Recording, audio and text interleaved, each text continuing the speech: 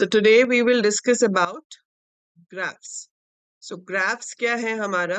It's a non-linear data structure. ठीक है?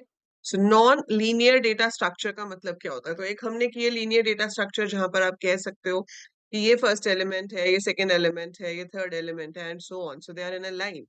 लेकिन अगर मेरे पास ऐसा कोई arrangement नहीं है, आपके पास कुछ डिफरेंट टाइप का अरेंजमेंट है, तो वो नॉन लीनियर होता है। जैसे कि आपने ट्रीज पढ़ा, जैसे हम हायरार्किकल अरेंजमेंट ऑफ डेटा भी कहते हैं, जहां पर हमने रूट और फिर उसके सब नोड्स की तरफ से डेटा स्टोर किया। तो जब हायरार्किकल ऑर्डर में डेटा स्टोर कर रहे हैं तो हम उसको ट्री कह देते हैं। बट ग्राफ क्या होता है? ग्राफ इज जब आपके पास कनेक्शन का कोई ऑर्डर ही नहीं है, आप किसी को भी नोड को किसी के साथ भी कनेक्ट कर सकते हो। सिर्फ when there is no particular arrangement of data.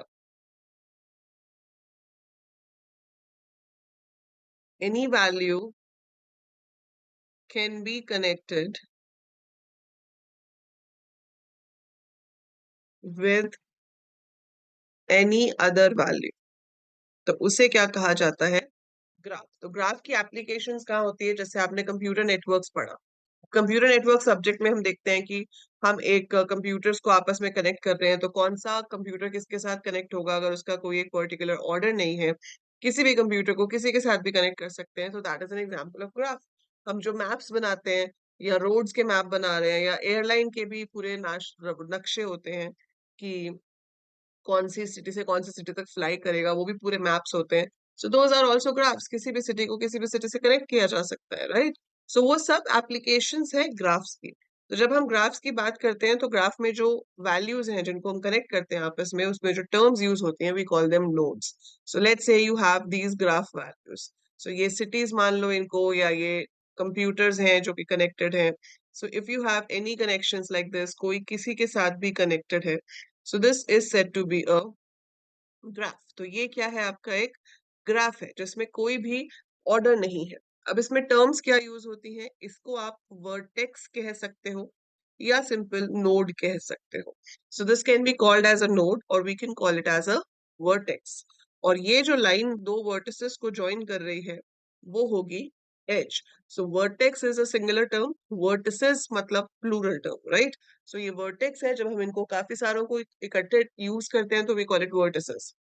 और आपस में कनेक्ट करने के लिए जो लाइन आपको चाहिए, वो है आपकी edge. So vertex is connected with another vertex with the help of an edge. अब नोड के ऊपर ये एजेस कनेक्टेड है। ग्राफ्स भी दो तरह के होते हैं। एक होते हैं डायरेक्टेड ग्राफ्स और एक होते हैं अनडायरेक्टेड ग्राफ्स। अभी जो आप देख रहे हो सामने, वो अनडायरेक्टेड है। उसके अलावा हमारे पास वेटेड ग्राफ्स भी होते हैं, वो भी बताऊंगी क्या होते हैं। बट अनडायरेक्टेड ग्राफ्स है जिसमें कोई डायरेक्शन नहीं है कि ए से बी तक एज है, ठीक है, ए से बी तक एज है, पर वो ए से बी की तरफ जा रही है या वो बी से ए की तरफ जा रही है, वो नहीं बताया। So it's just an edge from A to B और B to A, either way you take it, right? But अगर मैं इसको ऐसे बना दूं, तो ये क्या है? This is a directed graph. और इसके अंदर अगर आपके पास डी से ई के बीच में एज है और ई से डी के बीच में एज है, तो वो दो बनानी पड़ती है हमें ऐसे। सो दिस शोज कि ई से डी तक का भी रास्ता है, एज वेल एज डी से ई तक का भी रास्ता है। So we have in both ways, दोनों तरफ है हमारे पास ये रास्ता। सो ये क्या है? आपका डायरेक्टेड ग्राफ हो गया। So when you have it like this, it is said to be a directed graph. अब डायरेक्टेड ग्राफ में हर वर्टेक्स की एक इन डिग्री होती है और एक आउट डिग्री होती है। इन डिग्री क्या होती है? इन डिग्री होती है उसकी number of edges coming to that particular vertex, ठीक है? सो किसी भी नोड के ऊपर जितनी एजेस आ रही है, so number of edges reaching to that particular vertex, तो उस वर्टेक्स तक जितनी एजेस पहुंच रही हैं, जो अंदर की तरफ आ रही हैं, वो इन डिग्री है। जितनी एजेस उससे जा रही हैं, वो आउट डिग्री है। So number of edges going out of a vertex is your out degree. तो number of edges incoming is the in degree, number of edges going is the out degree. अब उसी के basis पे हमारे पास दो तरह के नोड्स होते हैं। एक होते हैं सिंक नोड और एक होता है सोर्स नोड। मान लो इसमें ये जा रही होती है उस तरफ, ठीक है, तो अब ये जो सी है इससे दोनों एजेस जा रही है, आ कोई नहीं रही, तो ये भी जा रही है, ये भी जा रही है, तो सी क्या हो गया आपके पास, सोर्स नोड, क्योंकि इसके पास आ कोई नहीं रही, इससे सिर्फ जा रही है, सोर्स है, इससे एजेस जा रही है, इसके पास आ नहीं रही, तो ये सोर्स नोड हो गया, ठीक है। बी जो है इसके पास सिर्फ आ रही है, इससे जा नहीं रही, तो इसमें सिंक हो रही है आके सारी, इसमें मिल रही है, तो ये क्या हो गया, सिंक नोड। तो ये क्या है, सोर्स नोड, ये है सिंक नोड। ई में आ भी रही है, जा भी रही है, ए में आ भी रही है, जा भी रही है, डी में भी आ भी रही है, जा भी रही है, तो वो नॉर्मल वर्टेक्स है।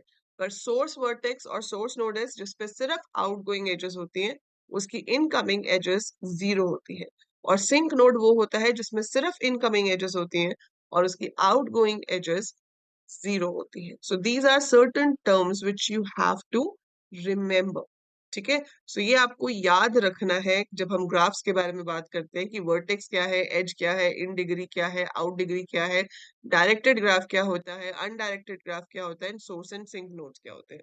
अगर मैं इन एजेस को वेट दे दूं कि भाई इसके और इसके बीच का डिफरेंस 5 है, इसके और इसके बीच का डिफरेंस 2 है, इसका 3 है, इसका 6 है, इसका 4 है, तो मैंने किसी भी क्राइटेरिया के बेसिस पे इस पे वेट्स डाल दिए कि भाई ये हो सकता है कि उनके बीच का ज्योग्राफिकल डिस्टेंस हो, ये हो सकता है it is time taken to travel from one place to another place, it is cost taken to travel from one place to another place, it could be anything. तो वो कुछ भी है, लेकिन वो एज का एक वेट है जिसके थ्रू हम उस एज को एनालाइज कर सकते हैं। So that type of a graph would be called weighted graph, ठीक है। So before we do further anything in the graphs, आपको ये सारी टर्म्स अच्छे से क्लियर होनी चाहिए। So after you're clear with the degrees, the next thing is how do we represent it? हम ग्राफ को मेमोरी में रिप्रेजेंट कैसे करेंगे? So जब इसकी मेमोरी रिप्रेजेंटेशन की बात आती है, तो मेमोरी रिप्रेजेंटेशन जो है इसकी वो दो तरीके से हो सकती है। So memory representation can be done in two ways, and what are those two ways? So वो जो memory representation आप करोगे, in case of graphs, वो array representation भी हो सकती है और वो लिंक्ड रिप्रेजेंटेशन भी हो सकती है। सो हम दोनों तरीके से इसको मैनेज कर सकते हैं। सो पहले देखते हैं कि एरे से कैसे मैनेज करेंगे। सो देखो एरे से कैसे मैनेज करेंगे, एरे रिप्रेजेंटेशन का बेसिक मतलब है मैट्रिक्स के थ्रू करोगे, क्योंकि टू डायमेंशनल है, आपके पास ग्राफ है जिसको हम मैट्रिक्स के थ्रू रिप्रेजेंट कर सकते हैं। फॉर एग्जाम्पल मैंने बनाया ये ग्राफ, ठीक है, ये इसके साथ है, ये इसके साथ कनेक्टेड है, ये इसके साथ कनेक्टेड है, ये इसके साथ कनेक्टेड है, ये इसके साथ कनेक्टेड है, ये इसके साथ है। अगर हम पहले मैं आपको अनडायरेक्टेड का बना के दिखा देती हूँ, फिर हम डायरेक्टेड का ले लेंगे। Let's say I have this much, ठीक है। तो पहली बात तो इसमें वर्टेक्स कितने हैं, 6। तो जितने आपके पास वर्टेक्स होंगे उतने बाय उतने की मैट्रिक्स बनती है। एक होती है एडजेसेंसी मैट्रिक्स, फिर एक होती है पाथ मैट्रिक्स, ठीक है। तो पहले हम अभी बात जो कर रहे हैं वो सिर्फ एडजेसेंसी मैट्रिक्स की बात कर रहे हैं। एडजेसेंट का मतलब होता होता है आपस में कनेक्टेड होना, साथ साथ होना, है ना। तो जो नोड साथ साथ है वो एडजेसेंट है। सो एडजेसेंसी मैट्रिक्स बताती है कि कौन सा नोड किस नोड के साथ कनेक्टेड है, या कौन सा वर्टेक्स किस वर्टेक्स के साथ कनेक्टेड है। 6 बाय 6 की मैट्रिक्स बनेगी। अब आप ये मान लो कि 0 1 2 3 4 की जगह पर ABCDEF है, ये रोज में भी क्या है, ABCDEF। तो एक्चुअली में ये मेरा इंडेक्स 0 है, ये इंडेक्स 1 है, 2 है, and so on. So this is index 0 1 2 3 4 5, and this is also index 0 1 2 3 4 5, ठीक है। ये हमारे इंडेक्स हो गए, ये इंडेक्स हो गए हमारे। अब ए का ए के साथ तो कनेक्शन होता नहीं है, तो उसको तो 0 छोड़ो, या आप इन्फिनिटी भी मार्क कर सकते हो कि there is no link anyhow. So A का ए के साथ कनेक्शन नहीं है, ए का बी के साथ हाँ है, ए का सी के साथ हाँ है, ए का डी के साथ है, ए का ई के साथ नहीं है, एफ के साथ नहीं है। तो जहां पर कनेक्शन है वहां पे मैं 1 करूंगी, और जहां पे कनेक्शन नहीं है वहां पे मैं 0 करूंगी। बी का ए के साथ कनेक्शन है, बी के साथ अपने साथ तो होगा नहीं, बी का सी के साथ नहीं है, बी और सी का आपस में नहीं है, बी और डी का भी नहीं है, बी और ई का है। सो बी के दो ही कनेक्शंस थे, एक ए के साथ एक ई के साथ।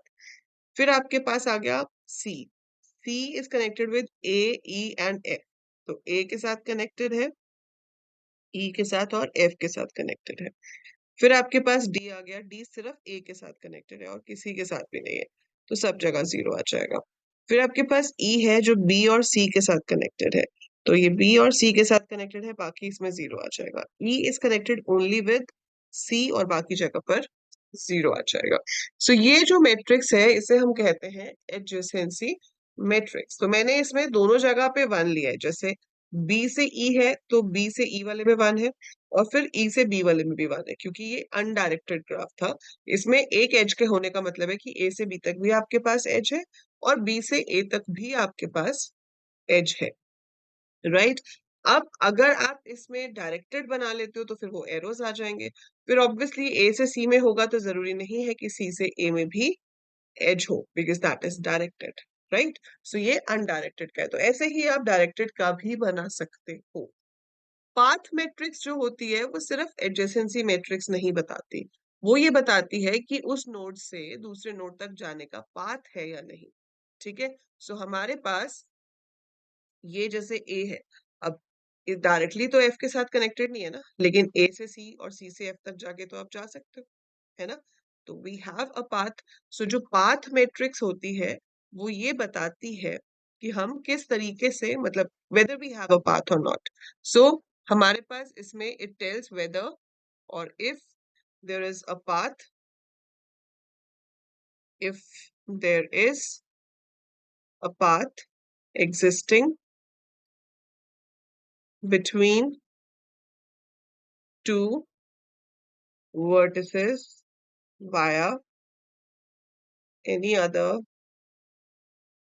set of vertices or vertex, ठीक है, उसे पाथ मैट्रिक्स कहते हैं। इसको पाथ मैट्रिक्स को बनाने के लिए हमारे पास दो बहुत ही इंपॉर्टेंट एल्गोरिथम है, बहुत इंपॉर्टेंट एल्गोरिथम। वो एल्गोरिथम्स आपको प्लेसमेंट्स तक में पूछे जाते हैं, कॉम्पिटिटिव एग्जाम्स में पूछे जाते हैं। वो है वॉर्शल्स एंड फ्लॉयड वॉर्शल एल्गोरिथम। ठीक है, सो एक एल्गोरिथम है जिसका नाम है वॉर्शल्स एल्गोरिथम और एक है फ्लॉयड वॉर्शल एल्गोरिथम। बेसिकली पहले वॉर्शल ने एक एल्गोरिथम बनाया, ठीक है, फिर उसको फ्लॉयड ने मॉडिफाई करा ताकि वो फ्लॉयड वॉर्शल बन जाए। अब वॉर्शल एल्गोरिथम क्या करता है, सिर्फ पाथ मैट्रिक्स बताता है। तो ये बताता है पाथ है या नहीं, अगर पाथ है तो वन, यस, अगर पाथ नहीं है तो जीरो, नो। सो अगर आपकी मैट्रिक्स में वन है मतलब इस वर्टेक्स से इस वर्टेक्स तक का पाथ एग्जिस्ट करता है, लेकिन एग्जैक्टली पाथ है क्या वो तो नहीं बताता, है ना। So it only tells you the path whether it's there और नॉट। फ्लॉयड वॉर्शल बताता है shortest path and the path also, and the path and the complete path as well. इसमें दो मेट्रिसेस बनती हैं जो कि साथ के साथ ये पता लगाती रहती है कि उससे छोटा और कोई पाथ तो एग्जिस्ट नहीं करता, और आपको सबसे छोटा पाथ मैट्रिक्स में मिलेगा। ये बेसिकली वेटेड ग्राफ्स के लिए यूज होता है, जहां पे ग्राफ्स के वेट्स होते हैं। तो यहाँ पर आपके पास अगर 5 नोड्स हैं या 5 वर्टेक्स हैं, तो वो सिर्फ ये नहीं बताएगा कि पाथ है या नहीं, वो यहाँ पर डिस्टेंस भी बताएगा कि कितने डिस्टेंस में आप ए से बी तक पहुंच सकते हो, कितने डिस्टेंस में आप बी से डी तक पहुंच सकते हो। और एक दूसरी मैट्रिक्स होती है पाथ मैट्रिक्स, जिसमें प्रॉपर पाथ भी होता है, लाइक कि बी से डी तक मैं पहुंच तो सकती हूँ पर via A. So we store it like this. ये आप समझोगे जब मैं आपको वॉर्शल और फ्लॉयड वॉर्शल डिटेल में पढ़ाऊंगी। बट अभी आपने क्या समझा, एडजेसेंसी मैट्रिक्स क्या होती है, जो सिर्फ ये बताती है कि एडजेसेंट नोड्स हैं या नहीं। ठीक है, फिर उस मैट्रिक्स को यूज करके हम पाथ मैट्रिक्स बना सकते हैं with the help of Warshall algorithms. Floyd Warshall की हेल्प से हम शॉर्टेस्ट पाथ निकाल सकते हैं from the adjacency and the path matrix. ठीक है, ये डिटेल में हम करेंगे, बट ये सारा क्या है, एरे रिप्रेजेंटेशन। आप यहाँ पर ग्राफ को रिप्रेजेंट कर रहे हो with the help of a 2D array, 2 dimensional array, जैसे इन शॉर्ट हम मैट्रिक्स बोलते हैं। So this is one way of representing a graph. Fine, so ये तो थी आपकी array representation. these algorithms we will be doing in the next class। ठीक है, अब बारी आती है कि लिंक्ड रिप्रेजेंटेशन कैसे होगी। सो जैसे आप लिंक लिस्ट की हेल्प से स्टोर करते हो, जैसे हमने ट्रीज में भी देखा कि हम उसको एरे से भी रिप्रेजेंट कर सकते हैं, as well as linked representation भी कर सकते हैं। तो अगर मुझे एक ग्राफ को लिंक्ड रिप्रेजेंटेशन में स्टोर करना हो तो कैसे होगा। आपको याद होगा मैंने आपको स्पार्स मैट्रिसेस कराया था काफी टाइम पहले, जब हमने लिंक लिस्ट पढ़ा था। तो लिंक लिस्ट में हमने पढ़ा था लिस्ट ऑफ लिस्ट, एक लिंक लिस्ट के अंदर एक फर्दर लिस्ट हो सकती है। सो लिस्ट ऑफ लिस्ट जो है वो कंसेप्ट यहाँ यूज होता है लिंक्ड रिप्रेजेंटेशन में ग्राफ के लिए। कैसे? कि अगर मेरे पास ये ग्राफ है, एनी ग्राफ आई हैव, ठीक है, and I have certain connections, let it be this, uh, let it be this, ठीक है, कुछ इस तरह से है। तो मैं एक लिंक लिस्ट बनाऊंगी। पहली लिंक लिस्ट होगी जिसमें मैं सारे नोड स्टोर करूंगी। तो मेरा डेटा क्या होगा? A, address of the next vertex. अब इसमें ऑर्डर से फर्क नहीं पड़ता, किसी भी ऑर्डर में आप वर्टेक्स को स्टोर कर लो, उससे फर्क नहीं पड़ता, क्योंकि हम यहाँ ऑर्डर कर ही नहीं रहे। ग्राफ का मतलब ही अनऑर्डर डेटा स्ट्रक्चर है, इसमें कोई ऑर्डर ही नहीं है। A B C D E and then I have G. अब जी के आगे मेरे पास कोई और नोड नहीं है, ठीक है। तो यहाँ पर आ गया नल। देखो नोड के मैंने 3 पार्ट्स लिए हैं। This is my start pointer जो कि इसके एड्रेस को होल्ड करेगा। तो यहाँ पर मेरे पास नोड का वैल्यू आ गई ये, then I have pointer for the next node. So next node का पॉइंटर आ गया। अब यहाँ पर मेरे पास एक पॉइंटर है which is storing the starting address of the list of edges for this node. So ये एक दूसरी लिंक लिस्ट के स्टार्ट को स्टोर कर रहा है जो कि लिंक लिस्ट है for the edges of this node. अब A की 3 एजेस हैं, B, D, G। तो इसमें क्या स्टोर होगा? B, फिर पॉइंटर होगा अगली एज वैल्यू के लिए जो कि है D, फिर पॉइंटर होगा अगली एज वैल्यू के लिए जो कि है G, और फिर नल। अगर हमारे पास इसके वेट भी होते कि ए से बी तक जाने का वेट है 5, ए से डी तक जाने का वेट है 6, तो हम यहाँ पर वैल्यू के साथ साथ वेट भी स्टोर करते हैं। तो इसके 3 पार्ट्स हो जाते हैं कि किस एज तक जा रहे हैं, वेट कितना है, अगले वाले का एड्रेस क्या है, फिर किस एज तक जा रहे हैं, वेट कितना है, अगली एज का एड्रेस क्या है। सो लाइक दिस आपकी लिंक लिस्ट क्रिएट होती है। सो it is a link list of link list. तो हम नेस्टेड लिंक लिस्ट एक तरह से यहाँ पर मेंटेन कर रहे हैं। यहाँ पर क्या आ जाएगा? नल। सो बी जो है it is pointing to A and it is pointing to C. फिर जो सी है it is connected with B and E. So it is connected with B and it is connected with E. फिर जो D है it is connected with A and E. So A and E. जो E है it is connected with C and D. So C as well as D.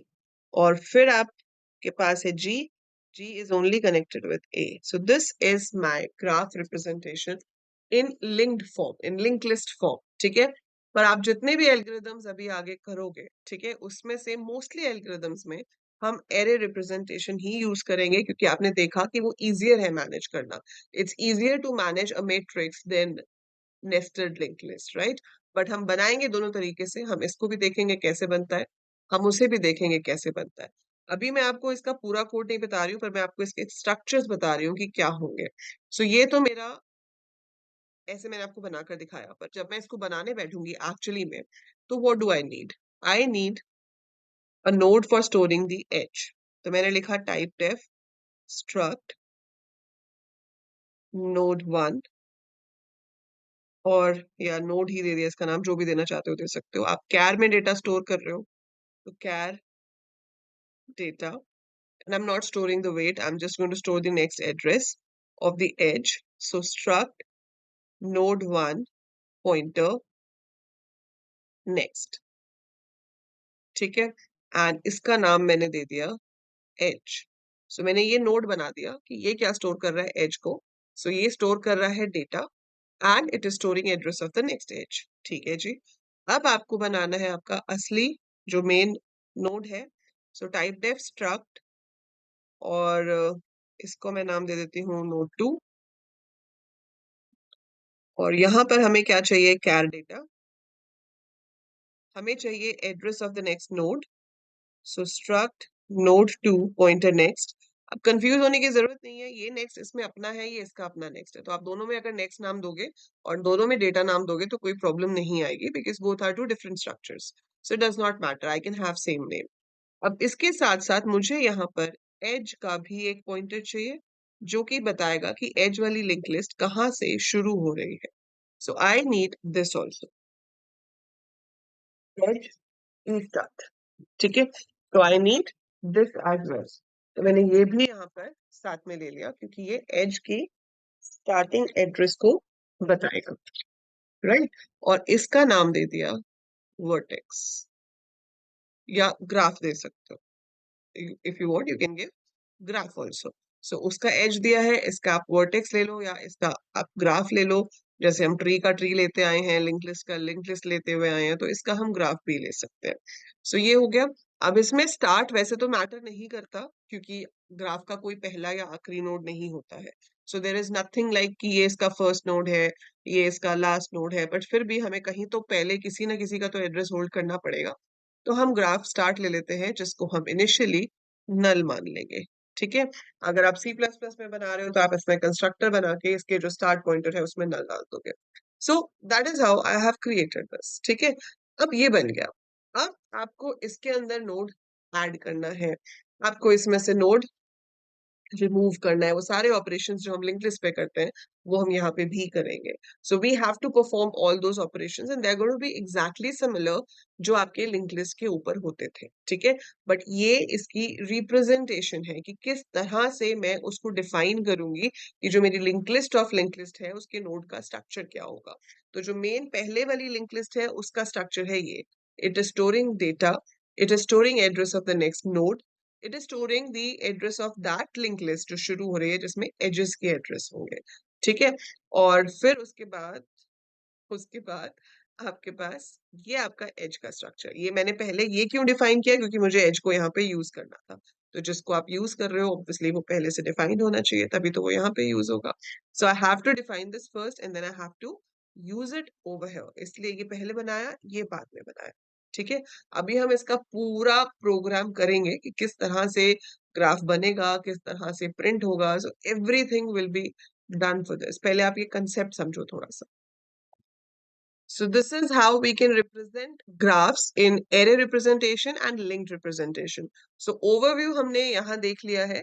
अब upcoming videos में हम देखेंगे कि किस तरह से इसका कोड करते हैं।